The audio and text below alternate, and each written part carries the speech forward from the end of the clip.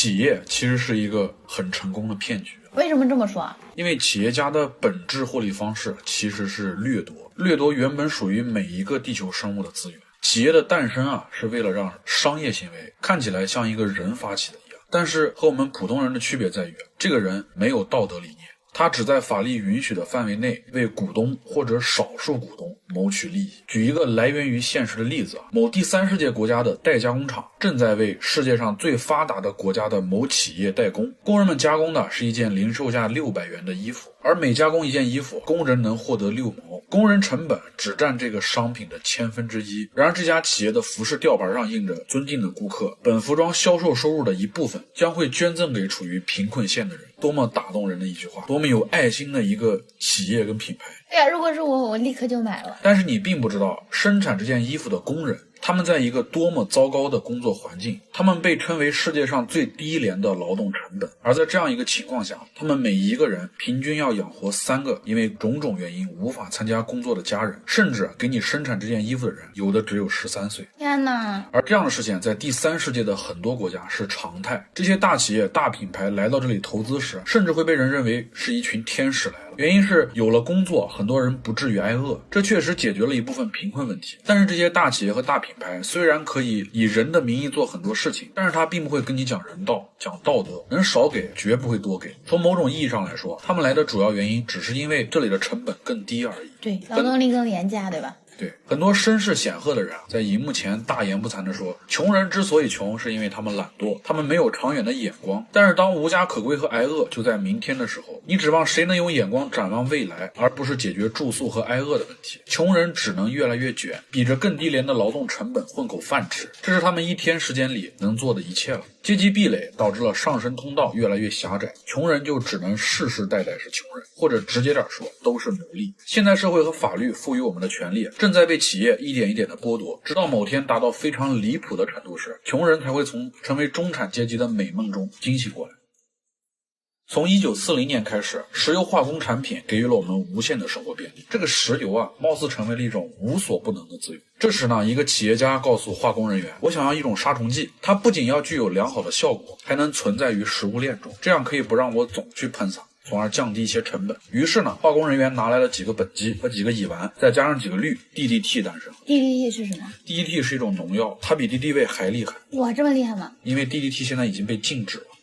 他們知道它的危害存在，但是呢，卻一直掩蓋真相。後來，鳥蛋不能被孵化了。美國國鳥白頭海雕快要滅絕了，甚至企鵝的血液樣本中都出現了 DDT 的成分。直到有足夠多的受害者出現，貢獻了足夠多的數据之後，他們才不得不承認，然後禁用。在批判它之前啊，我們也必須要承認 DDT 在二戰中做出了非常傑出的貢獻，它確實挽救了不少人的生命。當它是一個必需品的時候，當需要它用來救命的時候，那為了讓更多的人活下來去使用它，大家會指着鼻子誇你。但是到了後來，它只是為了降低成本，提高利益。癌症啊，如今变得如此普遍，跟人類壽命的延長確實有關係，畢竟癌變是一種概率事件。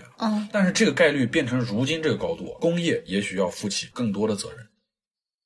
道德、環保、人道本來是很好的聚焦點，但是那些人真的是在關心問題本身嗎？他們只是在利用這些來達到某些目的而已。那些出現在證券市場的人不會因為道德、環保、人道就停止購買那個企業的股票，他們看不到或者不在乎，他們只能看到紅色和綠色，只在乎利益。唯一能讓他們關注這些的方法，就是把他們變成可以帶來利益的東西，或者可以幫助他們佔據更多資源的手段。在這個世界的大部分地方，他們才是真正的人上人。他們正帶着所有的人類騰飛，只不過我們很多人並不清楚，這是真的在騰飛，還是在自由落體。1991年爆發伊拉克戰爭的時候，燃油從每桶13美元暴漲到每桶40美元，直接翻了3倍。因此他們并不希望這場戰鬥過早的結束。2001年飛機撞上大樓的時候，任何一個不在樓裡的經紀人都不會因為那場浩劫而嘆息和傷感，他們的第一反應是金價要暴漲。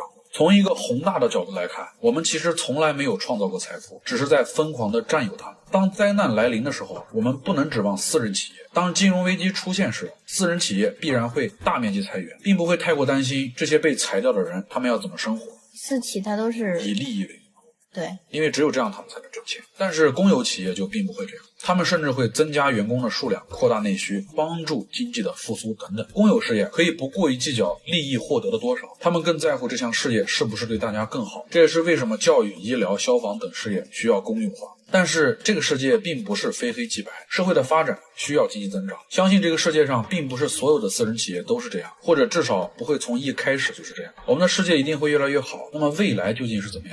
曾經我們有宗教，它告訴大家這個世界上一切都是神的，一切的決策都是神的安排，一切丰收都是來自神的獎勵，一切戰爭都來自神的懲罰。曾經我們認為我們存在的意義是一場宇宙級的高級文明傳播，我们是這個神聖使命的一部分。但後來我們發現這只是在自欺欺人，神被否定了，它其實從來都沒有存在過。那麼我們的意義究竟來自哪兒？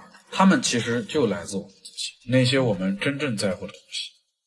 你會害怕照鏡子嗎？會啊，我當然會。有一個人啊，他就非常害怕照鏡子，不僅僅是鏡子，一切能映射倒影的物體他都害怕，因為他認為鏡子裡的世界和現實是有聯繫的，鏡子裡自己的倒影並不只是倒影，而是另一個世界中具有獨立人格並且無時不刻在窺探和模仿我們的怪獸。患者說他第一次發現這個問題的時候，是自己在無意間照鏡的時候，恍惚的感覺鏡子裡的他做了一個和他當時不一樣的表情，當時就給他嚇壞了。此後他每次照鏡子的時候都會刻意的留意這個鏡子裡的內容，結果啊，這種現象出現的頻率就越來越高。但是每次他發現這個現象之後，再仔細觀察鏡子裡的自己時，他又會恢復他原來的樣子。那會不會是他的幻想？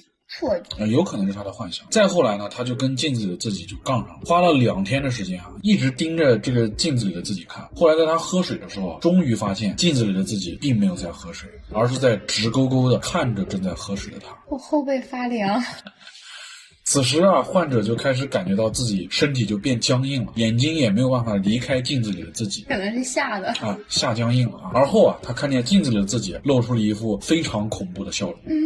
這次經歷之後呢，患者就被確診了，病症被稱作鏡像自我失認症。其實對鏡子的恐懼感，我們每個人都會有。比方說，你晚上起床上廁所，很多人都有過被衛生間或者走廊裡的反光物體嚇到的感覺，嚇到的這個經歷。另外，不論在東西方的古代傳說或者風俗習慣裡啊，有關鏡子的恐怖內容也不少。比方說，西方的血腥瑪麗傳說，國外有很多年輕人在玩這個真心話大冒險的時候，很多人就會大冒險啊，就是去召喚瑪麗。這個召喚瑪麗啊，就是站在一面鏡子面前，然後對着鏡子說3遍瑪麗的名字，然後啊，這個血腥瑪麗就會出現在你身邊。有時候他會非常兇殘，這個時候見他的人都會嗝屁；有時候呢，他又很溫柔，這個時候他會回答你提出的任何問題。我小時候第一次看到這個傳說的時候，就是在看美恐的時候，裡邊有一個改編版啊，就是晚上一個人自己關上門，然後對着鏡子說 Here piggy pig pig 啊，我忘記是哪一季裡的內容，但是當時我正好在外邊自己住酒店，給我嚇得反正是不輕，好久都不敢照鏡子。除了西方以外，咱們古時候也會有对鏡子有些偏見，比方說風水上說臥室裡不能放鏡子，尤其不能放在床尾，就是會影響夫妻感情、財運，使人精神不振。因此呢，臥室裡的鏡子有時候被風水師稱作攝魂鏡。其實這些傳說也好，風水也好，放在今天來看就很容易解釋。鏡子裡的畫面源於環境光的反射，而環境光線變暗的時候，鏡子裡的東西也就會變得模糊不清。這一模糊不清啊，就會給你大腦一定的發揮空間。當我們看到一些東西的時候，我們並不需要把一個物體的全貌看完，我們才知道它是什麼。比方說，你只看到了車的前臉或者輪胎或者車門啊，你也會知道這是一輛車。不是說你非要看到這個車的全貌，三視圖是吧？你看它这一眼就知道它是車。如果你了解汽車的話，你甚至還能說出這輛車的品牌、型號、售價。但是這些東西都是圖片以外的信息，它們是你大腦通過這個局部圖像腦補出來的內容。這種情況如果放在光線昏暗的晚上，當你看到鏡子裡有一個模糊的東西的時候，就很容易聯想到一些嚇人的東西。因此呢，晚上不要照鏡子，是為了不給大腦嚇唬你自己的機會。另外，像之前故事裡說的一樣，就是患者盯着這個鏡子，結果發現了鏡子裡的異樣。其實這種經歷我們每個人也都經歷過。就比方說，你看着一個字兒，盯着它看好久，你就會發現你越來越不認識這個字。對對对，你會感覺這個字的偏旁部首正在扭曲。你會發現它越來越不像個字兒。從來沒覺得這個字兒這麼怪過，對吧？對，這種現象叫做心理學上的感知飽和。其實事實上，如果你拿着自己的照片看太久的話，也會出現一種這位帥哥或者美女到底是誰的這種感覺。你知道他照的是你自己，但是你越看越覺得不像，熟悉又陌生。對，如果你也被鏡子裡的影像嚇到過，並且直到現在還有心理陰影的話，看完上面的分析應該可以緩解不少。克服恐懼並沒有，更害怕了。其實不用擔心啊，只是假象啊。其實克服恐懼啊，最重要的因素就是放平心態，並且給自己強大的心理暗示。當然，從來没有怕過或者沒有嘗試過的同學，最好也不要沒事自己去嘗試，乖乖聽話，別在自己的床頭擺鏡子。